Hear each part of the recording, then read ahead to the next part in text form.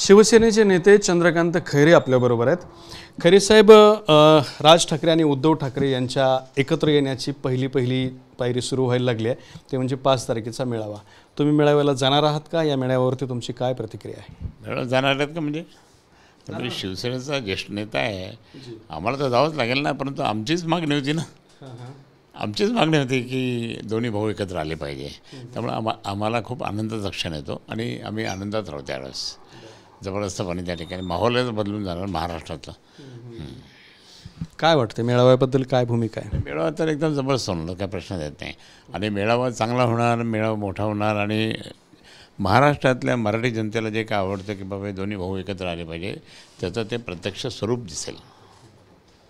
या मेळाव्यावरून टीका टिप्पणी पण सुरू झालेली आहे। आशिष शेलार म्हणतात की झाड की पत्ती आहे, हो आशिष शेलार की झाड की पत्ती आहे, फक्त हो हो करतो तो, बाकी काही करत नाही तो, काही विशेष नाही। असे म्हणतोय की एका पक्षाकडून गर्दी होणार नाही म्हणून अनेक पक्षांचा मेळावा भरवतो। नाही तसं नाही ते। हे बा काय माननीय उद्धव साहेबांच्या काही सभा मोठ्या झाल्या नाही का, होत नाही का?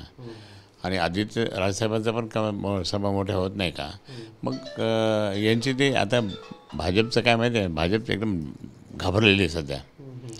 भाजप सध्या घाबरलेली आहे की हे दोघं भाऊ एकत्र आले तर आमचं काय होणार। पण हे असे जे देवेंद्र फडणवीस साहेबांच्या सोबत जे असे म्हणजे विचित्र लोक जे आहे ना, ते त्या ठिकाणी असतील तर भाजप म्हणजे भाजप तर संपला पाहिजे असं म्हणतो, भाजप संपून जाईल त्याच्यावर अशा लोकांच्यामुळे।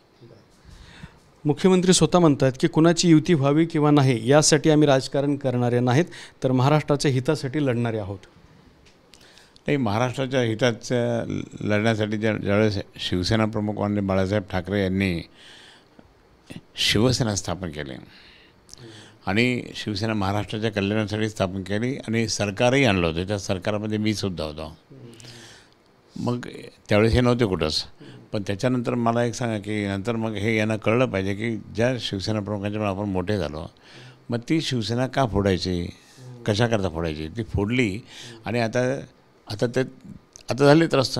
आता भाजप हटकून त्यांना हळूहळू जरा बाजूला करायला लागले, त्यामुळे आता त्यांचं काय होईल पा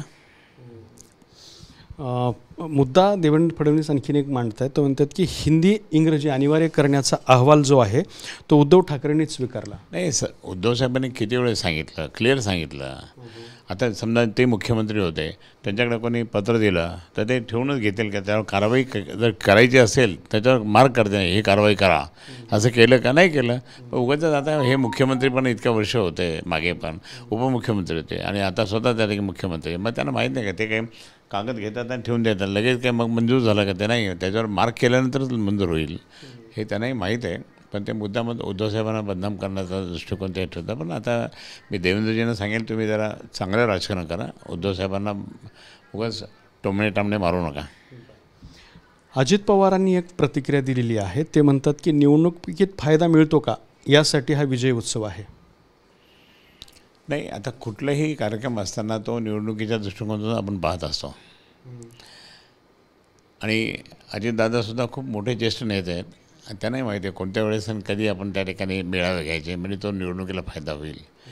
त्याप्रमाणे म्हणजे कोणताही पक्ष त्या ठिकाणी असे मेळावे घेऊन आपल्या निवडणुकीचा फायदा करून घेत असतात। सदावर्ती सुद्धा टीका करतायत। सदावर्ती म्हणले की राज आणि उद्धव ठाकरे म्हणजे पाणी कम चाय असं त्यांचं मत आहे।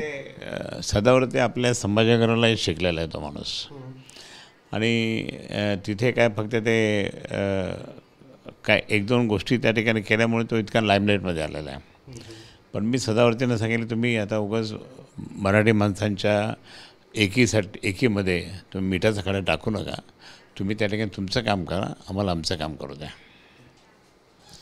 तर हे होते शिवसेनेचे नेते चंद्रकांत खैरे यांनी भारतीय जनता पार्टीकडून होत असलेल्या टीका टिप्पणीवरती परखड शब्दात उत्तर दिले। कॅमेरामन अमित आडेसोबत दत्ता कानवटे, TV9 मराठी, छत्रपती संभाजीनगर।